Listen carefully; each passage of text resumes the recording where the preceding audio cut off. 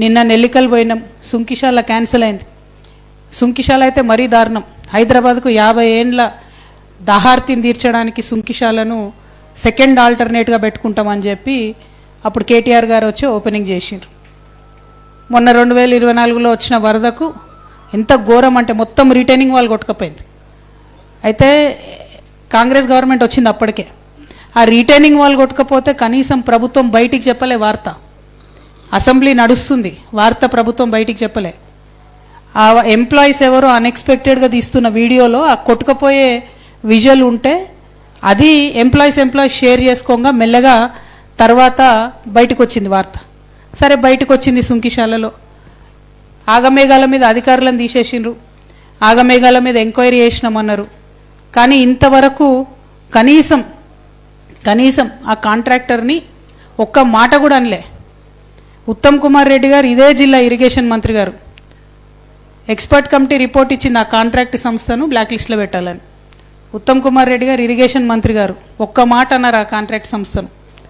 కోమటిరెడ్డి గారు, ఈ జిల్లా మంత్రివర్యులు, సీనియర్ నాయకులు, పవర్ఫుల్ లీడర్ కాంగ్రెస్లో, ఒక్క మాట అన్నారు ఆయన. ఇక ముఖ్యమంత్రి గారి సంగతి సరే, వాళ్ళకుండే మెగా ఫెవికాల్ బంధం మనకు తెలిసిందే కాబట్టి ఆయన ఒక మాట అననే అన్నాడు.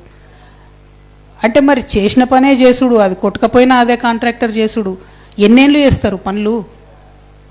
నిన్న నిజంగా ప్రాజెక్టుల దగ్గరికి పోయి నిర్వాసితులతో మాట్లాడుతుంటే మేము ఎంటర్ అవడమే కిష్టరాంపూర్ దగ్గర నుంచి ఎంటర్ అయినాం, ఆ తర్వాత నక్కలగండికి పోయినాం, ఆ తర్వాత నెల్లికల్ పోయినాం. ఈ అన్ని ప్రాంతాల్లో కూడా రైతులు 17 సంవత్సరాలు, 15 సంవత్సరాలు, 11 సంవత్సరాలు ల్యాండ్ ఎక్విజిషన్ అవుతుంది.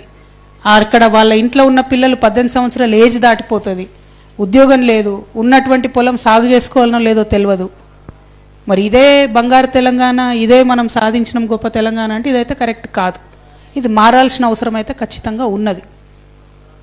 దీనికోసం కేసీఆర్ గారిని 1,00,000 తిట్లు తిట్టి అధికారంలోకి వచ్చిన కాంగ్రెస్ పార్టీ ఏం చేస్తుందో చెప్పాల్సినటువంటి అవసరం ఉన్నది.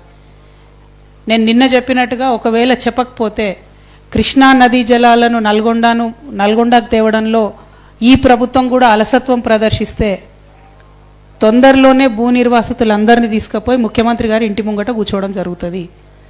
ఎందుకంటే 17 ఏళ్ళు, 15 ఏళ్ళు, 16 ఏళ్ళు ఆగి వాళ్ళకి ఏడవడానికి కూడా కన్నీళ్ళు కూడా ఇంకిపోయినటువంటి పరిస్థితి ఉన్నది.